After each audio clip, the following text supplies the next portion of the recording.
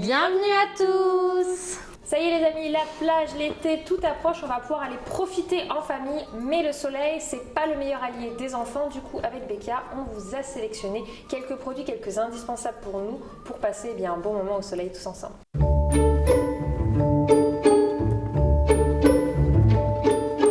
Ça y est les amis, c'est le moment d'aller à la plage. Le soleil, l'été a enfin débarqué, on va pouvoir faire farniente, château de sable, tout ça s'éclater avec nos enfants. Mais il ne faut pas oublier que le soleil, c'est pas notre meilleur allié, surtout pour les loulous. Du coup, avec Becca, on vous a sélectionné quelques produits qui, pour nous, sont nos indispensables pour passer une belle journée au soleil à la mer.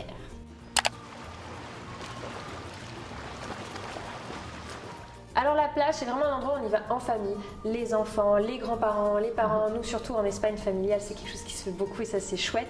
Mais il y a un premier indispensable, vraiment indispensable, c'est le maillot de bain anti-UV. Donc ça, c'était celui de l'été dernier de Lily Rose. On possède tous un capital soleil et en fait, les enfants le consomment extrêmement vite. Il faut donc vraiment penser à protéger leur peau pour leur avenir, pour eux. Donc ça, c'est un ensemble anti-UV qui est de la marque Archimède que j'ai acheté dans un magasin mais qui se trouve aussi sur Amazon.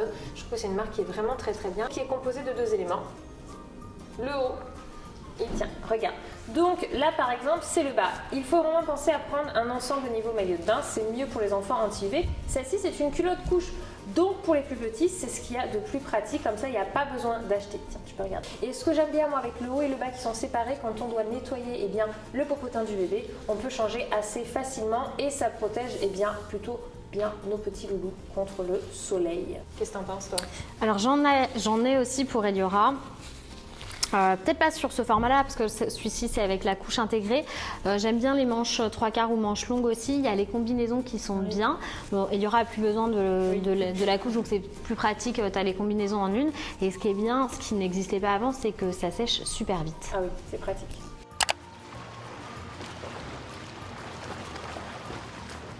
En plus du maillot de bain UV, j'utilise une crème solaire SPF 50. C'est très important pour toutes les parties qui ne sont pas protégées par le maillot de bain.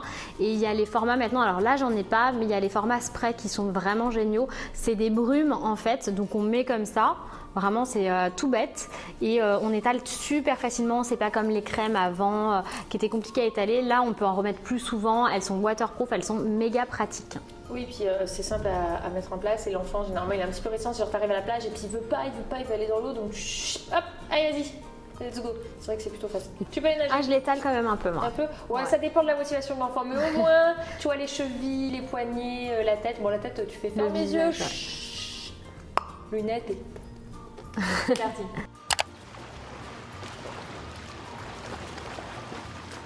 Alors moi qui suis à fond en mode anti-UV, anti-UV, carrément je vais rajouter la tente anti-UV. Donc elle s'ouvre toute seule, c'est super simple. Comme ça au moins que ce soit pour le moment goûter, pour la sieste du bébé, pour la tétée, pour le biberon, bref, pour n'importe quel moment, on peut glisser l'enfant ou même nous si on a envie de se protéger du soleil. Franchement c'est beaucoup mieux que le simple parasol. Puis maintenant il y a aussi les parasols anti-UV, ce qui est pas mal en fait quand t'as des tout petits, tu peux les mettre pour le moment de la sieste, pour le goûter, pour le biberon, pour la tétée, voilà, enfin bref. Ils sont protégés, tu peux les enlever s'ils sont un peu trop mouillés, en petite couche ou quoi. Ils sont vraiment à l'aise, ils sont bien parce que juste un parasol lambda en fait ça ne vous protège pas des UV, donc cramer au soleil très clairement. On peut devenir une écrevisse sous un parasol, ce n'est pas un problème. Au moins avec la tente, tout le monde est protégé, même la femme enceinte, ça peut être plutôt pas mal. Donc ça c'est vraiment, je trouve, assez important. Et puis c'est un petit peu comme les tentes Quechua, ça se plie. Alors c'est très simple là, wouhou. Par contre quand tu replies, il faut prendre le coup de main parce qu'au début tu la remets pas trop dans le sac la tente anti-UV. Quand tu dis wouhou, tu parles de l'ouvrir. Ouais, on est d'accord. L'ouverture, tu la jettes, tu vois, comme Quechua et pan, elle tombe par terre. Nickel. Par contre, après la replier, faut prendre le coup de main, quoi.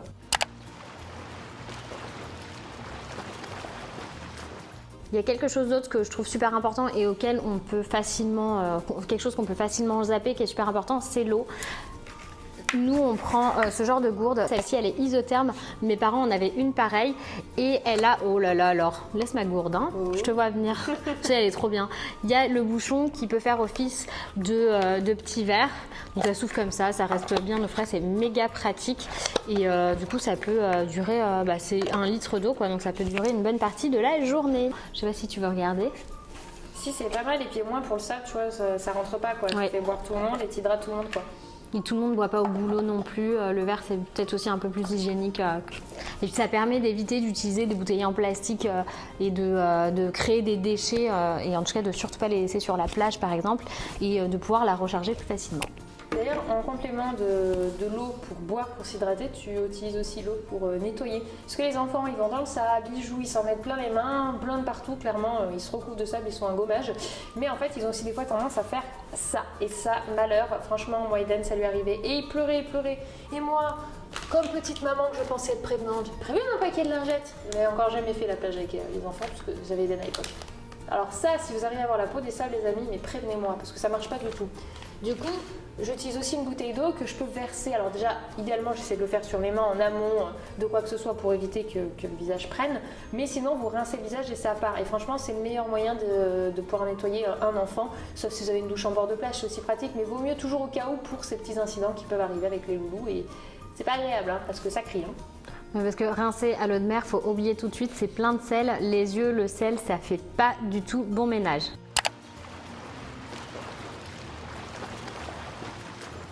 Comme chez nous, on a tendance à passer non pas une demi-journée, mais la journée complète sur la plage, je prévois souvent le goûter. Et pour ça, j'ai un sac à goûter isotherme. Et normalement, pour aller avec, hop, toujours ce style de petit goûter qui va pas prendre le sable, qui est super pratique. Donc des compotes. Moi, j'aime bien aussi préparer en avance des fruits que je fais congeler la veille, comme des raisins, des framboises, des fraises et tout ça. Ça passe très bien au congélateur et après, c'est hyper rafraîchissant. Ça permet aux enfants d'avoir un petit snack sain. C'est très sympa. Ça évite les gâteaux, le chocolat, tout ce qu'ils font au soleil et qui est plutôt cata.